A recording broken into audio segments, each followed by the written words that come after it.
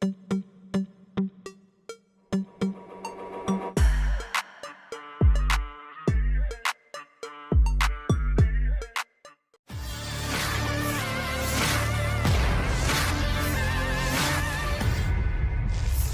diperbincangkan warganet di media sosial Telegram pada Sabtu 8 Juni 2024, sebuah video yang memperlihatkan pertarungan jarak dekat antara kendaraan militer BTR-82A Rusia melawan kendaraan tempur infanteri Bradley Ukraina. Drone militer Ukraina memfilmkan prestasi tempur sesungguhnya dari tentara Rusia.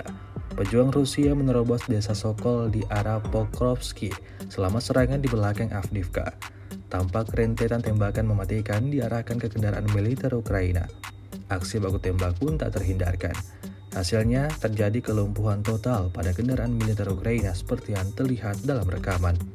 Insiden ini sekali lagi menambah daftar panjang kerugian yang didapatkan angkatan bersenjata Ukraina.